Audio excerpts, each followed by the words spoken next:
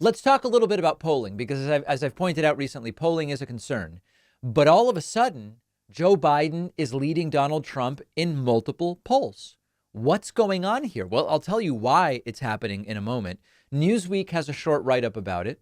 Joe Biden suddenly leads Donald Trump in multiple polls. A rematch between Trump and Biden has all but been confirmed. A series of polls have suggested Biden will narrowly beat Trump in a November vote.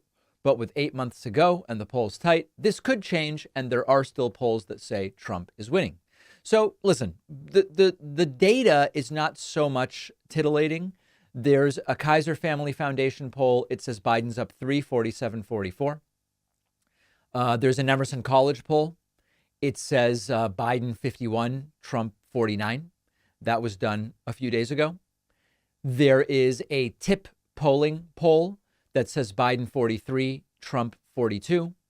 And then there are lots of polls that say that Trump is winning as well. When you look at polls that include third-party candidates like Robert F. Kennedy Jr., Cornel West, etc., you get a variation of a couple of points. So let's break this down in sort of order of importance. Number one, the reason that Biden is increasingly doing better in some polls seems to be tied to the perception of how the economy is going.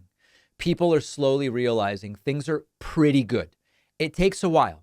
The State of the Union speech helped. Numerous focus groups went in not super confident that the country is heading in the right direction. After watching the Biden speech last week, came out more likely to think the country is going in the right direction. It takes a while to move those numbers. As people believe the country is going in the right direction, they're more likely to say, well, give me 4 more years of this rather than going back to the orange guy. That's just the way that is. That's very simple. One of the things that's a very interesting artifact of this is often when people are asked, how do you think the country's doing? Is it going in the right direction or wrong direction? Some of the folks who say, I think wrong direction, when you say, okay, how is your family doing? How is your household doing? How are you doing? They'll say, oh, I'm actually doing fine. And a lot of that right direction, wrong direction thing is based on the perception of how everybody else is doing. Because statistically, empirically, most people, we have poverty, we have homelessness, we have inequality. Okay. But most people are doing okay. And one of the realities is that the more people are hearing from Joe Biden, as evidenced by that State of the Union speech, the more they are inclined to support him. The more people are hearing from Trump, the less inclined they seem to support him, because every word from Trump is just dripping with the viscosity of narcissism and hubris. That's me mirroring the sort of stuff Vivek Ramaswamy said to me during our interview. On the other hand, Biden gave a pretty solid speech and things are sort of like pretty good overall. Now, there's so many caveats here that I think are important to remember. We are only now officially getting to where we know who the nominees will be. Now, people who follow this stuff closely, like most of you, probably have known for a year that it's almost certainly going to be Trump versus Biden. But officially, it's still not even really the case. Biden's won every primary so far. Trump has won all but one primary, but everybody's dropped out, including Nikki Haley. So we are now, even though it is still not official, it's finally becoming sort of official in the news cycle that it will be Trump versus Biden. That is going to make the polls more accurate.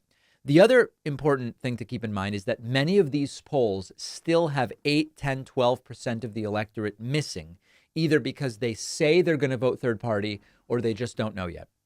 And so I know that as a general concept, we would expect polling to be quite reflective of the situation in November by the middle of March. I think it increasingly is that, but there are still some factors here that are different. All of that being said, it's going to be close and it'll come down to a few states. Biden's going to win California. Trump's going to win Texas. What's really going to matter is what happens in Pennsylvania, Michigan, Wisconsin, Georgia, Arizona, maybe Florida, even though increasingly Florida goes red and Democrats really don't need it to win. This is the situation. It is going to depend on me and on you and on everybody we know going out to vote and saying, I care enough about the difference between these competing visions and platforms that I'm not going to stay home. I know most in my audience are not going to stay home. About people out there, who are not so tied into the daily progress of this race. We just don't know what turnout's going to be, but we will talk about it. Let's take a break. We're going to hear from Brian Butler.